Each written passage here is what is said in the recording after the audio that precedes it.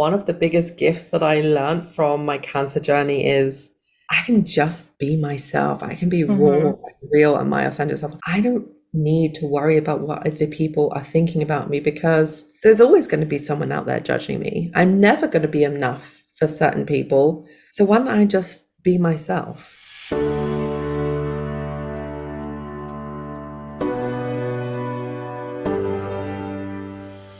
Welcome to the Worthy Mother podcast, where we discuss all things identity, self-compassion, and fulfillment within and beyond motherhood. I'm Emily Rose Hardy, a mindset and self-love coach for moms. I am a firm believer that to be able to take care of our children, we must take care of ourselves first. This is not a parenting podcast. No, this is a podcast where we will challenge the societal expectations of what it means to be a mom, demystify the perfect mom myth, and learn to love ourselves. You are worthy, Mama. Let's do this. Welcome, welcome. I am so glad that you are here tuning in to the Worthy Mother podcast. I have a powerful conversation in store for you, getting into resilience and mastering our mindset to really thrive in life no matter our circumstances. We have an incredible guest with an equally incredible story joining us today for this conversation, Natalie Riede.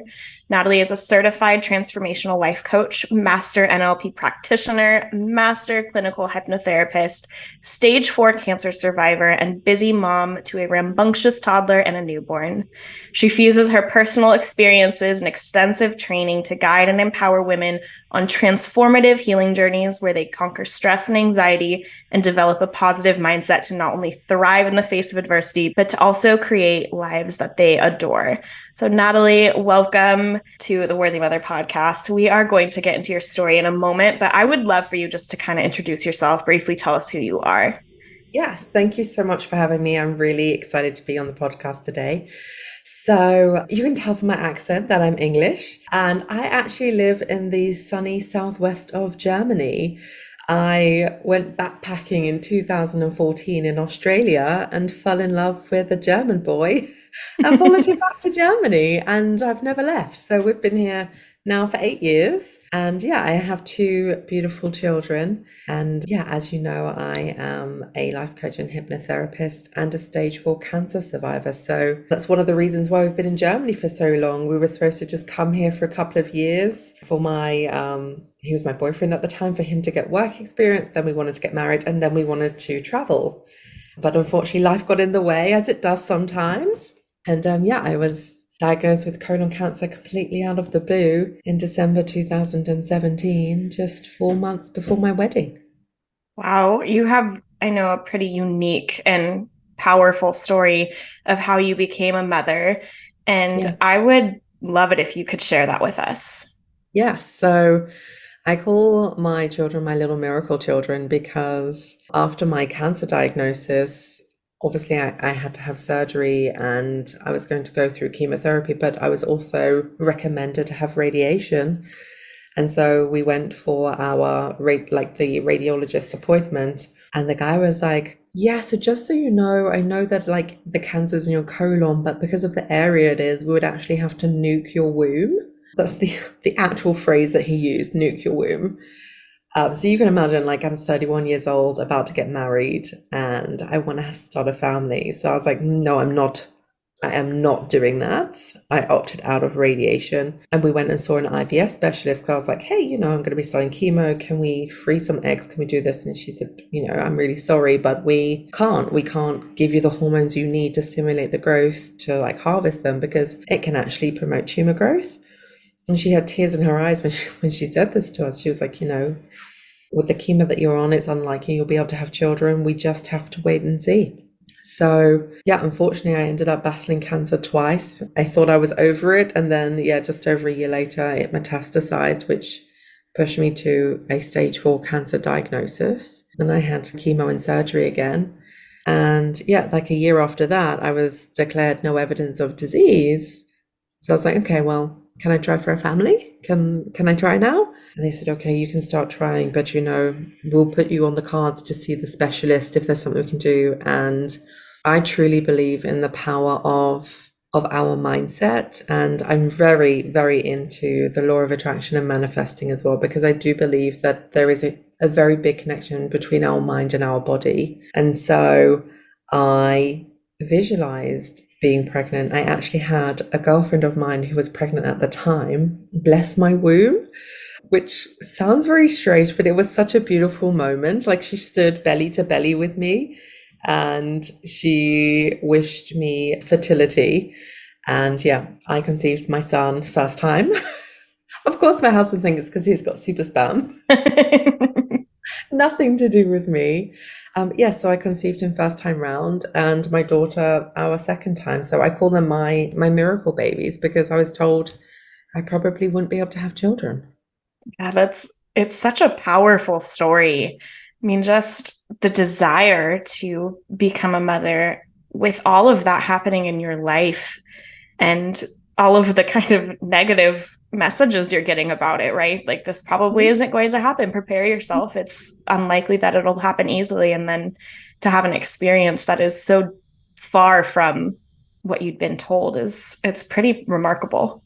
Yeah, but like in some ways, like I developed that mindset and that resilience because it was the same with cancer. I mean, when you're diagnosed with stage 4, there are two options. Either the treatment will work or you're going to be talking about palliative care. Like, there is no stage 5, right? Yeah. But before I got my stage 4 diagnosis, I actually had a near-death experience from complications from surgery. I developed a septic abscess. And I also had a 1 in a million reaction to a painkiller I was taking, which completely destroyed my immune system.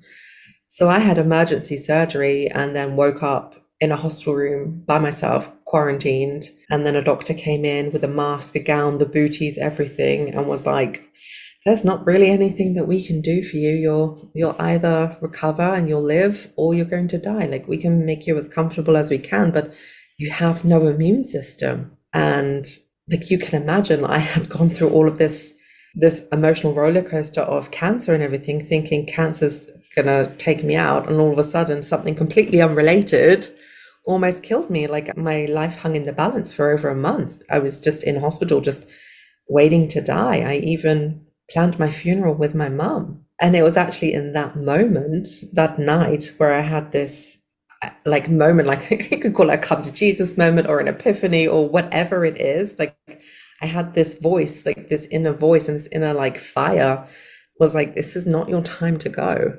But if you're going to stay here, then you need to make some changes. You need to really live your life. And so that's kind of when I dove into the world of holistic health and in mindset. And that's kind of really what started that journey for me, and realizing that, cancer took control and took over my entire life. And at this point, I realized, actually, I gave away my control to cancer. I stopped planning for the future. I didn't have any hope. I didn't have any dreams for the future. And just having that idea that it could all be gone tomorrow is really what made me shift. And so when I was told, you probably won't be able to have children, I'm like, yeah, okay, cool. Like, it's like, if you think that, that's fine. But like, there was no place or doubt in my mind that I would be a mother in whatever form that would come. And I think that is powerful, that we can take back controls of our minds and like our own story. I don't understand why people feel the need to constantly be negative and to tell you the worst case possible scenario. When somebody plays a what if game with me in a negative, I'm like, but what if it works out? But what if I get everything that I desire? Am I not worthy of that? Do I not deserve that? And so I always like to switch that up. So yeah, my kids are my miracles, and I feel blessed to be alive. Oh, I love that. It's so awesome. And I think about that, what you just said there, kind of switching it of the worst case scenario and the probability and all of that. Like, but what if it works out? I love thinking about, like, if there's a probability of rain, and it's like, okay, so it could rain, but even if it's a 90% probability or whatever it is, there's also like a chance it won't. Yeah. And we can so often kind of box ourselves into the, quote, most likely outcome. But just because something is the most likely or the greatest probability or whatever it is, if we trap ourselves into thinking that's the way it's going to go, then that's the way it's going to go. And so I think it's so powerful, this idea of mindset being beyond that. Exactly. It is powerful. And like one of the things that I learned in my training is what the mind conceives, it truly believes. Like your brain cannot tell the difference between if something is real or fake or happening right now or in the past. So, which is why when you remember something, whether it's happy or sad emotion, whatever, you feel that in that moment. So, like when you watch a TV program or a movie and it's sad, you feel that emotion because your brain is interpreting as this is happening to you. It can't tell the difference. So we're creating these internal pictures in our minds and we are creating our internal dialogue. And, you know, if I have a voice that's going through my mind constantly, like, I'm not enough, I'm sick, I'm never going to get any better, it's not fair, I'm never going to be a mum. You know what I mean? Like, I'm telling myself this story all the time, or the cancer came back. What if it comes back again? Like, I could spend all my time in this negative spiral, and what will be, will be. And we can't control what happens to us, but we can control how we react to it. And that's where our power lies. So I was like, well, I'm not going to think about the negative side of things because worrying about something didn't fix any problem ever. What about if I think about all the things that I could have? And changing, like a small change that we can all make today is just reframing some of the things that we say. Like when we catch ourselves in a negative spiral, because let's face it, we all have that inner critic, and particularly being mums, all the mum guilt is so real. And that comparison that we have to everybody else, the way that we speak to ourselves, we would never, ever speak to a friend, right? And you probably have that inner voice as well, because I know I do. So when that voice comes up and says, oh, you know, you're not good enough, then I stop it. Like as soon as I hear that negative thought, I stop immediately. And I'm like, is that true? Do I have evidence that I'm not good enough? No, that's not true. I know that that's not true. And then I reframe it immediately. I take out whatever negative word that I've said. If I say I'm not enough, then I say I am enough. And these small changes can have a huge impact in how you approach the world, how you see the world, because I do believe negativity breeds negativity. And so the vice versa is true. Positivity breeds positivity, right? So like if I'm positive and I'm putting that energy out in the world, then that's what I'm going to get back. Yeah. I know a lot of times when we talk about mindset, because it is kind of a word that's thrown out a lot, and it is something that's so important, but it can feel sometimes kind of elusive. So I'm wondering if you can kind of explain, like, what does that actually mean to master our mindset? So basically, I know it is this buzzword, and I was like, mindset, mindset, mindset. What does that mean? Mindset is all about your thoughts. And it actually comes down to like the psychology of your thoughts create your feelings. So if I think I'm not enough, then I will feel unworthy and that I don't deserve something. So my thoughts create my feelings, and then my feelings create my behaviors. If I think I'm not enough, I feel that I'm not enough. What is my behavior? Well, I'm not going to treat myself as worthy. I'm not going to look after my body or my mind. And that is with everything. So mastering your mindset is realizing, okay, it's just a thought in my head. Guess what? It's your head. Like you can control that mind. And so mastering your mindset is first of all accepting that you are the one in control. Like you are the director and the producer and the main actor in the story that is your life. And if you don't like the story, change the script. And that is like the root cause of it. It's not about toxic positivity and pretending that you're fine when you are not fine, because I cannot stand that. Having a positive mindset is like we were just talking, like that analogy of the rain. It is being able to see the possibility that there is hope that it would be sunny, but even when it rains, that you're learning to see the beauty in it. It's being able to have coping strategies, like reframing your words, like your negative words. It's about making friends with your inner critic.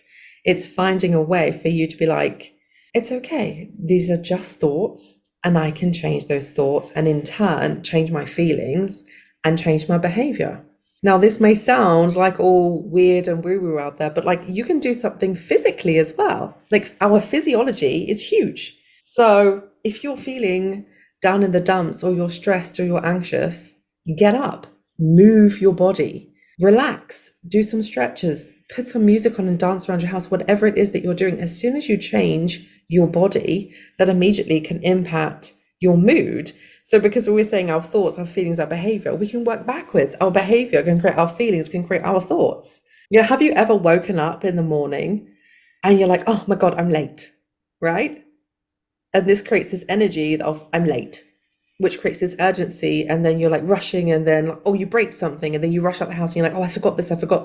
And you just kind of feel like your day it's just been the worst day ever.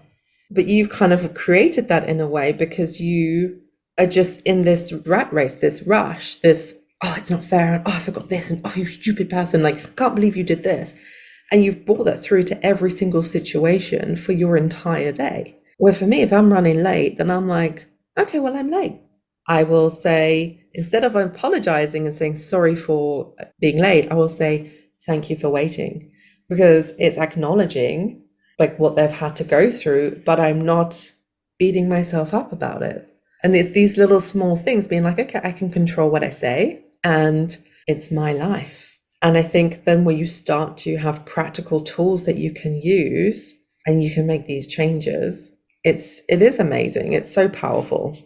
Mindset is a huge part of the work that I do with moms. And I just appreciate that perspective to the way you described that, the way you explained it.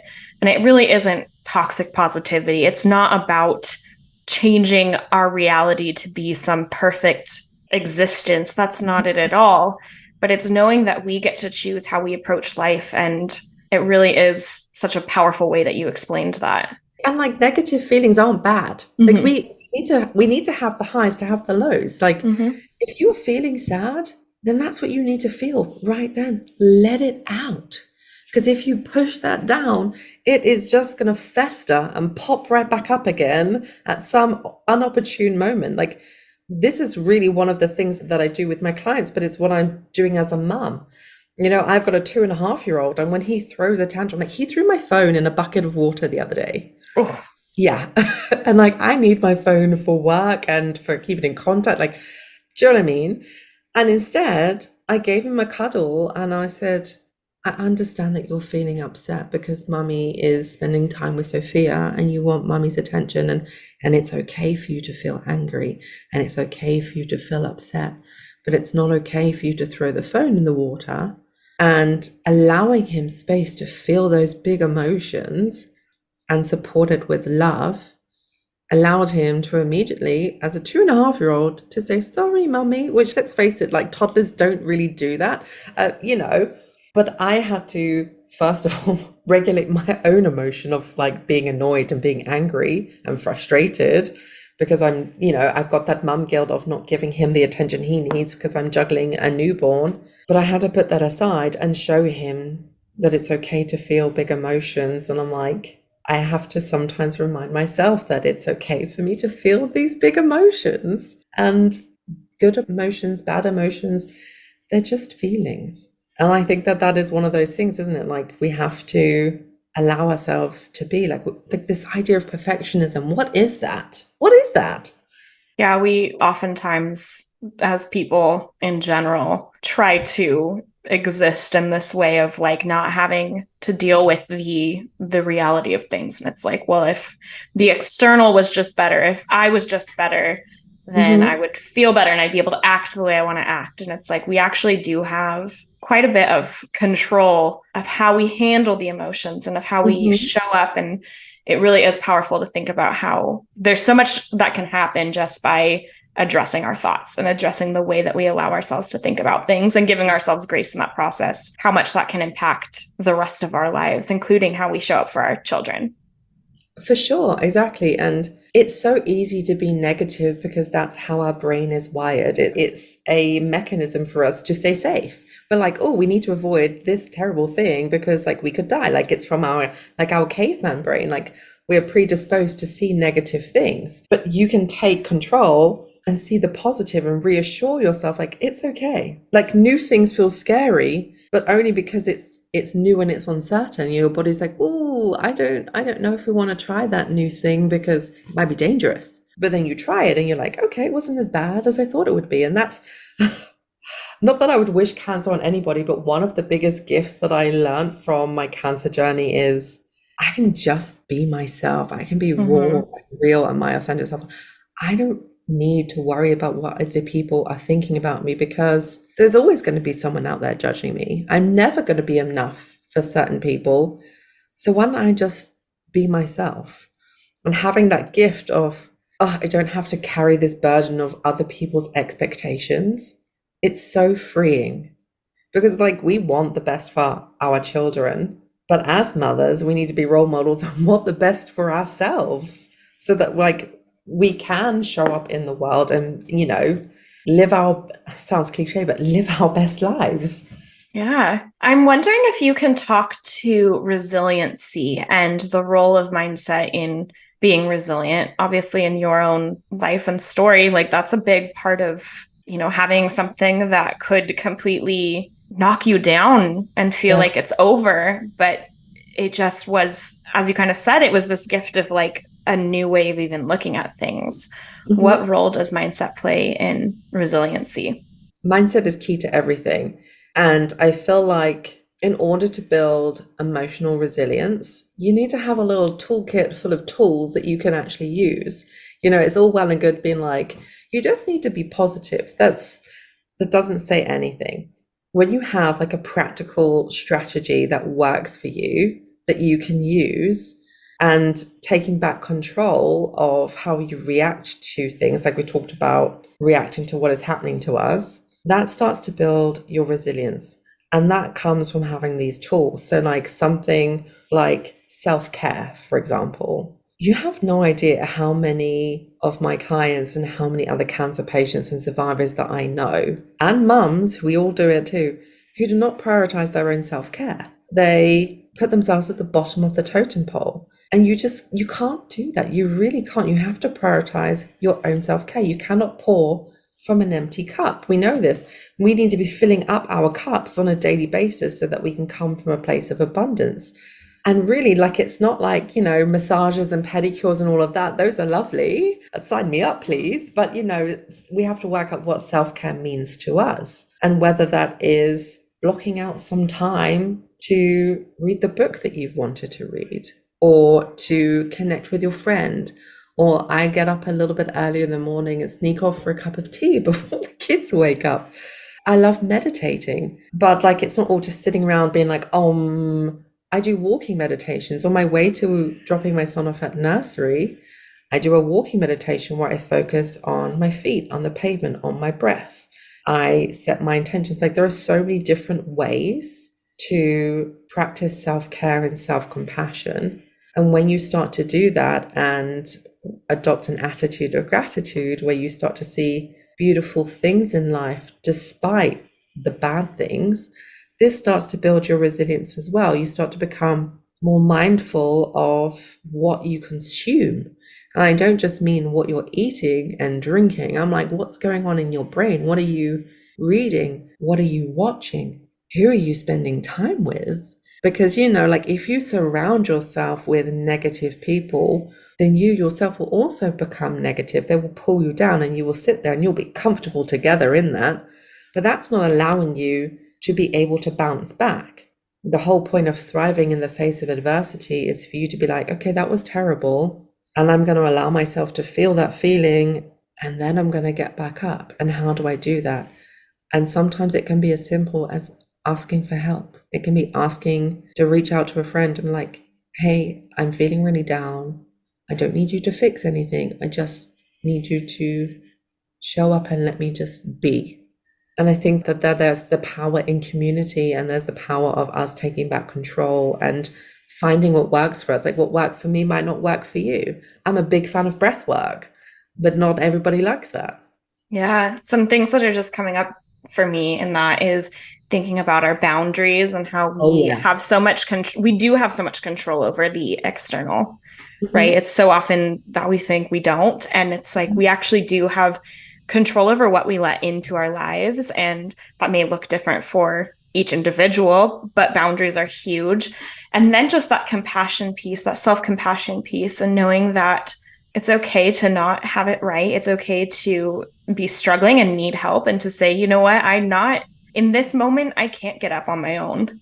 I Mm-hmm. need support. And to know that, like, then the action you take can be seeking that support so that you can get back up, and just how powerful that is. It's not about aiming for perfection in your mindset. Mastering your mindset is not being perfect at doing it by yourself. It really is the like willingness to continuously grow and ask for help and make sure that you are tapping into what you actually need in that moment. Exactly. And for me, it takes courage. It Mm-hmm. takes a lot of courage to be open and vulnerable.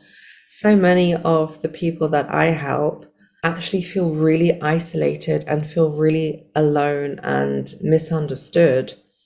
But because they don't want to be a burden to their loved ones, they whack on this mask and they pretend that they're okay because they don't want to burden others, but they never take the mask off. And mothers do it as well. You know, I was told I wouldn't be able to have children, and then I conceived my child, and then I had him, and he's a COVID baby, so I didn't get the mummy baby groups. My family live in England, so they didn't get to see him. I didn't have that support. I didn't have that network. And there were days that were so tough, but I felt like I couldn't complain because I had everything I'd ever wanted. And it's the same with my daughter. And it's funny because I shared on my social media a few weeks ago that I was really struggling. It was like 3 or 4 a.m. and my daughter she was just crying the whole night, and I was in the UK, so I didn't have my husband because he was here with our son. And I remember shouting at her, I was like, could you just shut up? And then I immediately burst into tears because I'm shouting at a 7-week-old, which made me feel terrible. Of course, then she just cried even more. But I'd got to this point where I had enough that I immediately felt terribly guilty that I shouted at a 7-week-old. And I just got on, I think it was Facebook, and I just wrote down like what I was going through.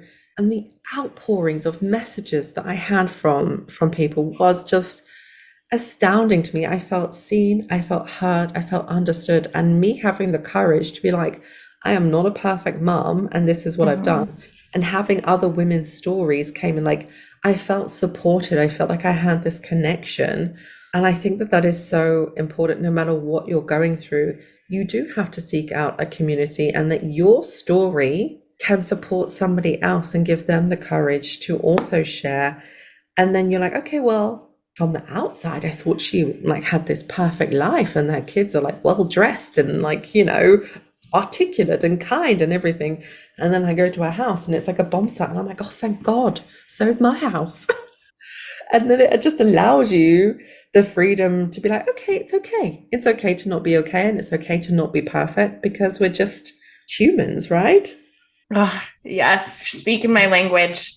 There's so much room for shame in motherhood, feeling ashamed about things, feeling like there's a way we should be doing it, a perfection that we should be reaching. And just that act of like speaking the truth, what's going on, and saying, I'm not happy that I just shouted at my 7-week-old. Like, I clearly need to be pouring into myself or getting sleep or asking for help here. Like, this is not the standard I want, right? I don't want this to be the regular thing that's happening.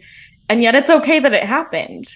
I can actually learn from this and share this experience, and not just take it with like shame of like, oh, I did something bad, I'm a horrible parent, because oftentimes that's where our brains go. That's where our thoughts go. And it really does then create this cycle of just feeling really badly about ourselves and kind of compounding on that. And so just getting it out there, just sharing it, and then making the change that you want to make because you're able to have the support or whatever it is. It's huge how much of a difference that can make.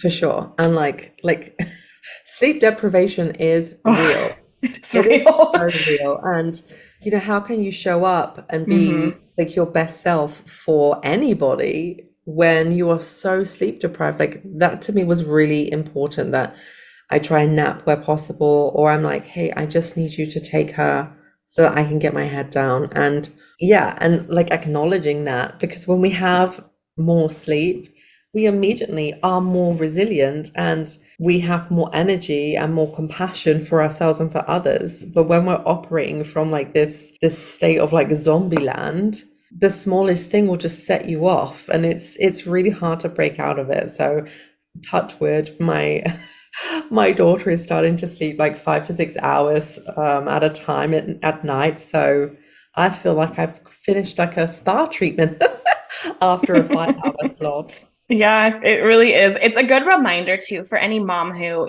if you're in a situation where you don't have the support right now, first Mhm. of all, that support is so important. But if you're not getting the sleep, if you're not getting the care that you need, like, yeah, you're not going to be showing up at 100%. Mhm. And having the compassion to say, okay, I accept that. I'll do what I can to change that, because really I should be able to get the sleep. I deserve to get the sleep. I'm worthy of that care. But also knowing if it's just not happening and it's not the reality right now, that okay, we can't expect ourselves to be performing in this Yeah, role of mother at 100 if we're functioning on 4 hours exactly. of sleep.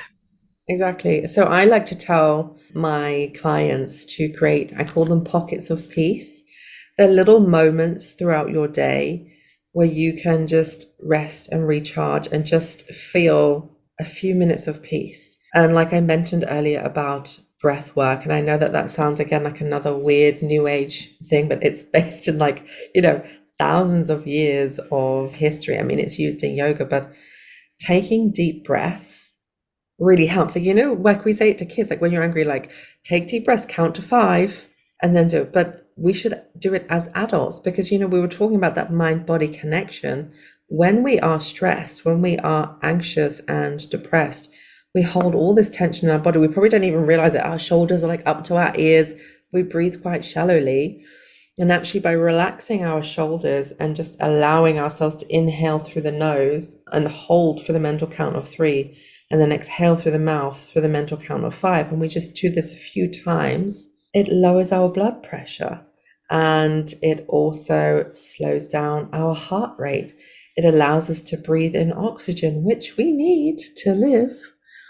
And by doing that and just connecting to our breath for just a few moments, immediately takes us out of that fight and flight state, right? So then all of a sudden we're like, okay, well, maybe I don't need to react and go off the deep end to something that my toddler has done because, like, I understand that he's doing it for attention.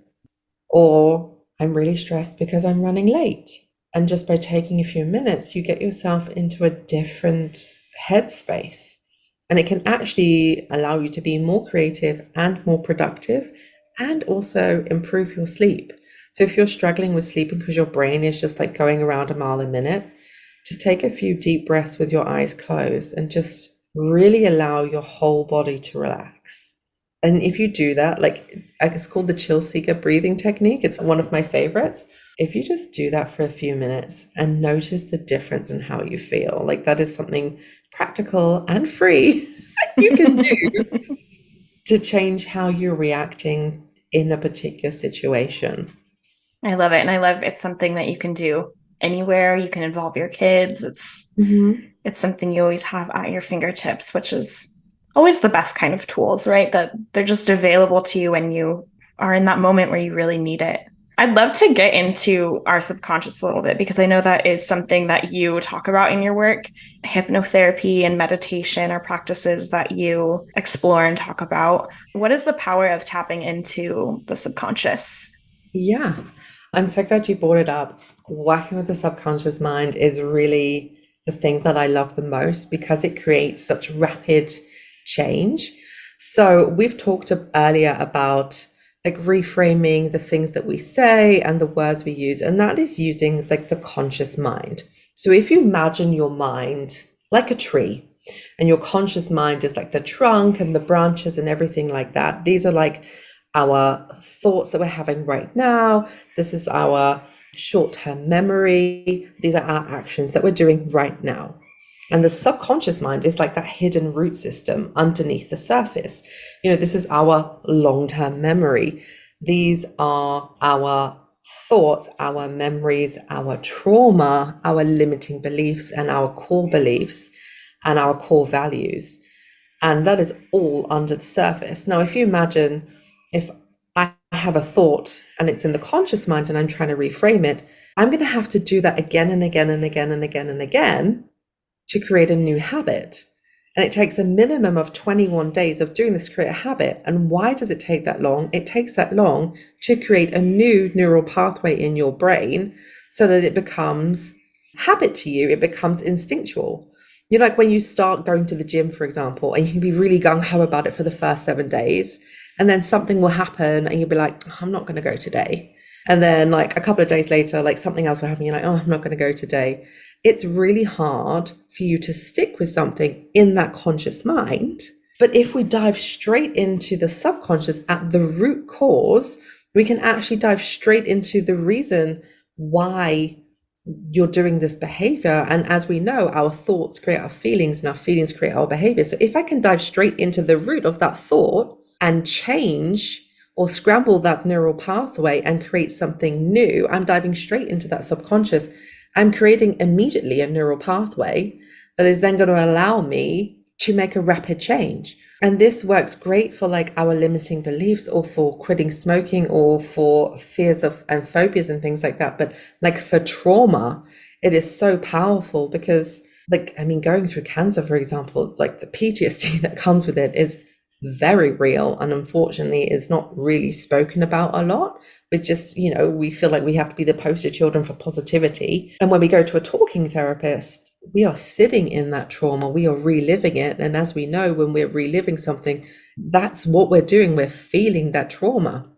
Where when we dive into it at a subconscious level, you don't need to relive that trauma.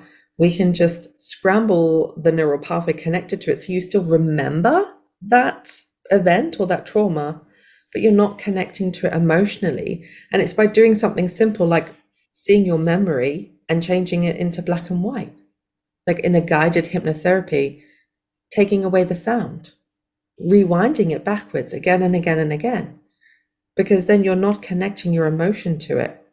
Now, I know that that might sound weird, but it is so powerful. For example, like let's say you watched a scary movie. If you watched that scary movie with no sound on, it wouldn't be scary. Why is it scary? It's scary because of the music, and that music is evoking like an emotion to you. Now, if you watch that scary movie on mute, it wouldn't be scary. If you watch that scary movie with funny music in the background, it would become comical.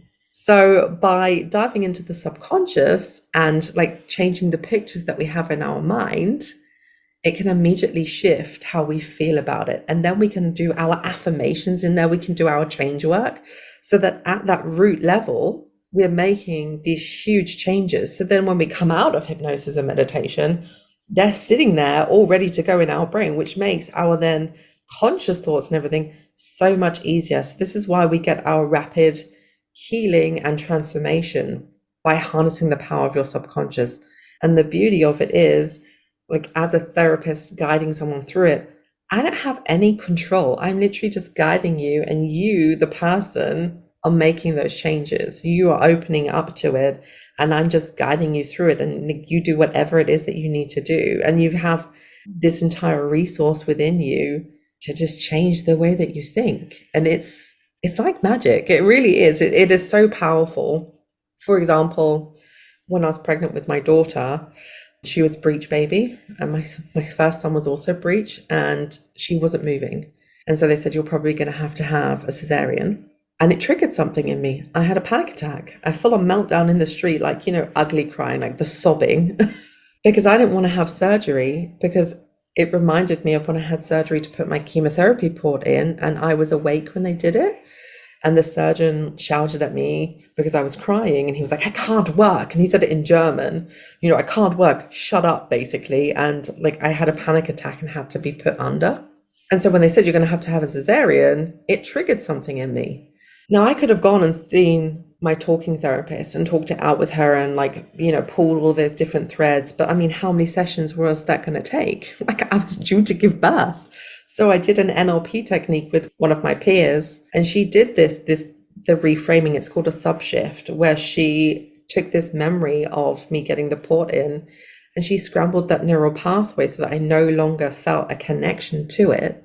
And this is how powerful it is. I went to hospital the next day. I walked past the room where I got my cancer diagnosis.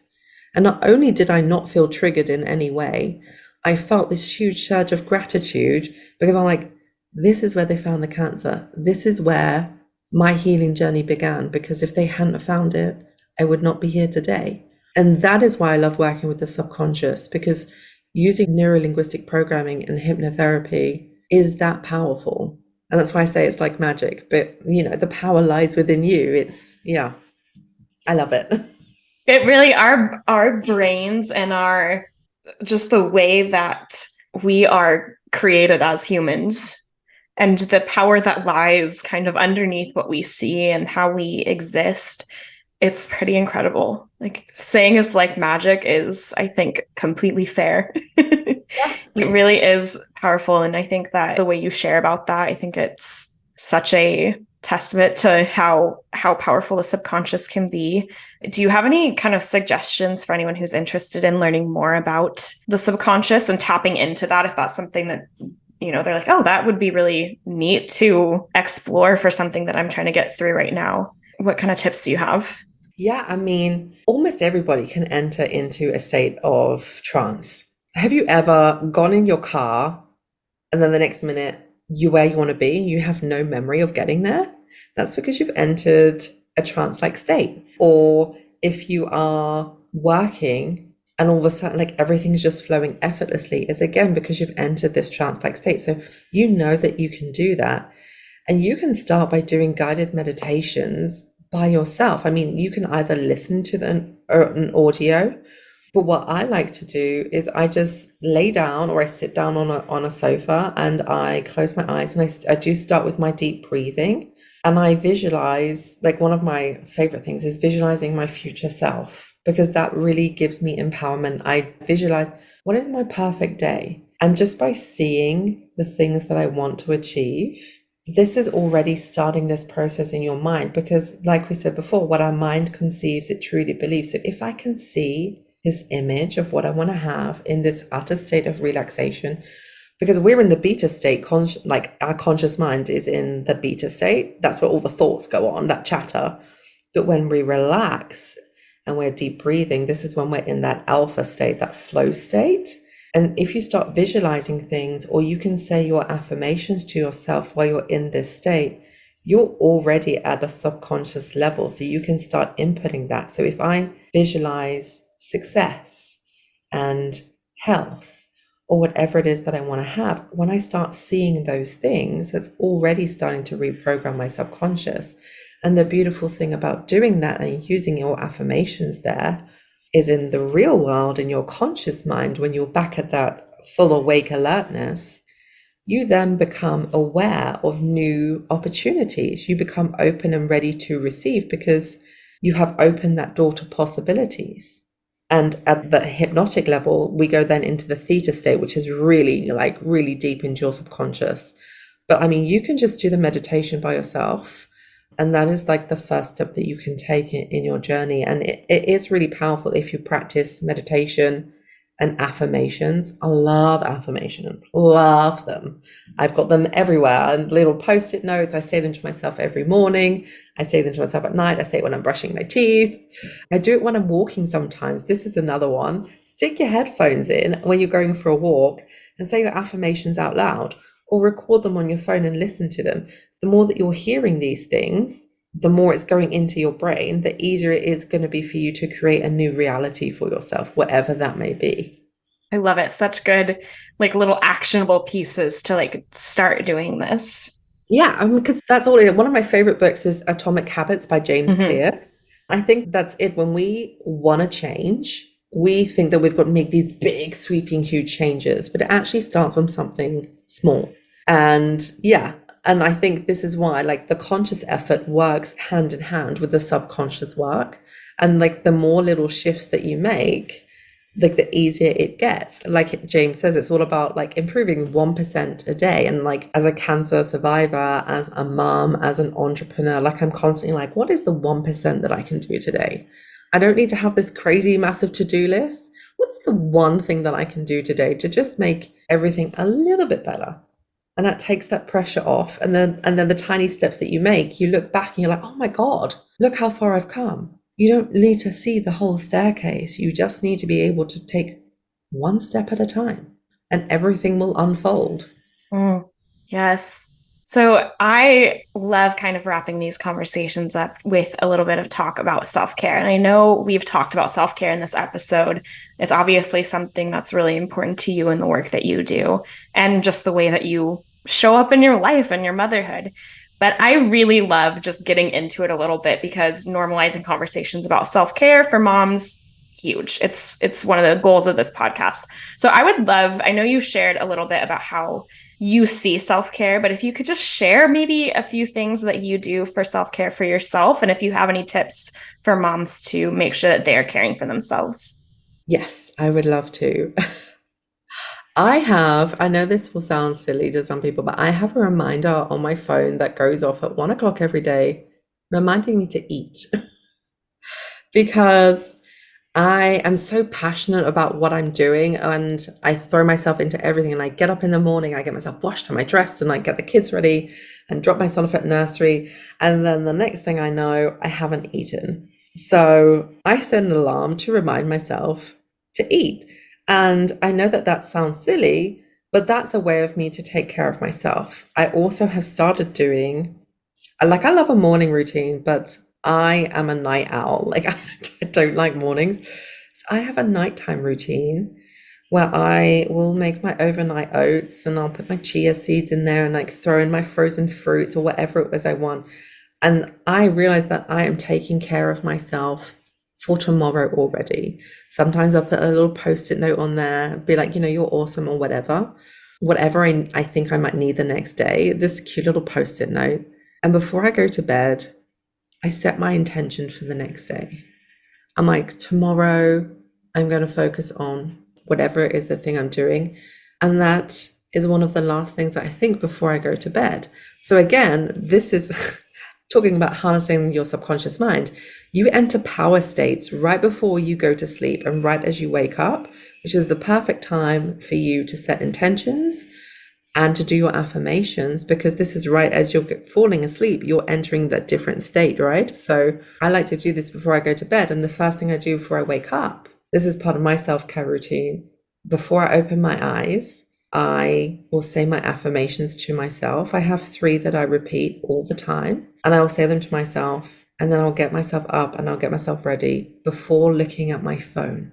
And the reason that I do that is as soon as I look at my phone, I'm giving away my power, I'm giving away my attention, I'm giving away my emotions to other people.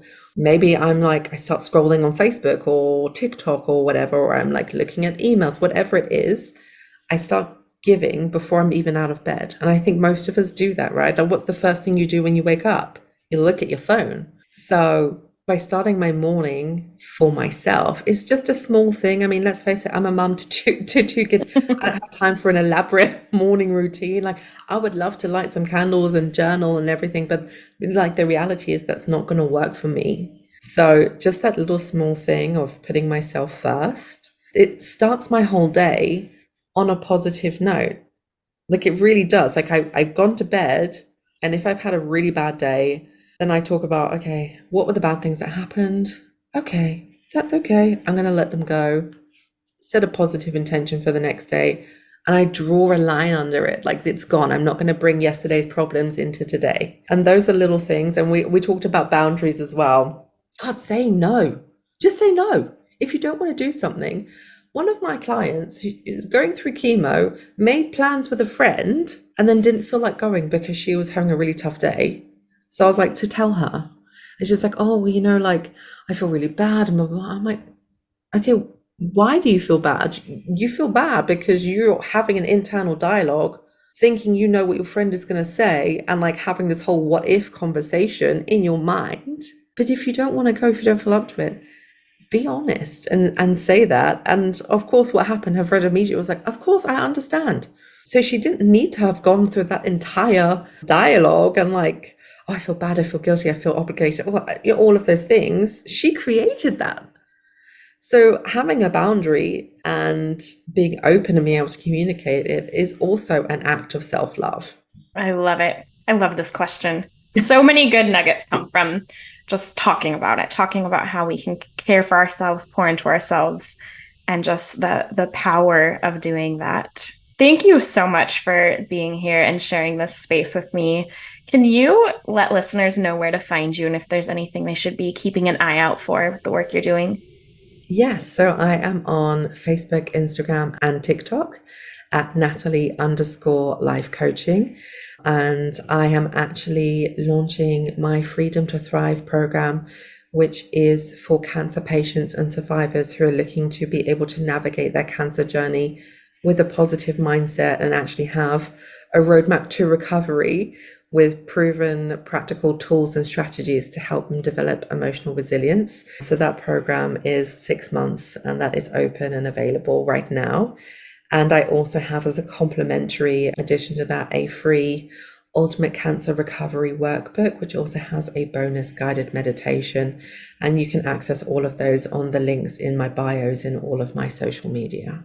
Amazing. And we'll make sure to get it all put into the show notes and all of that, so it's nice and easy to find. You are doing incredible work, and I just so appreciate you being here and sharing your story and your wealth of knowledge with us today. Thank you very much for having me. And thank you for tuning in for this really powerful conversation. Have a lovely rest of your day. You are worthy, Mama.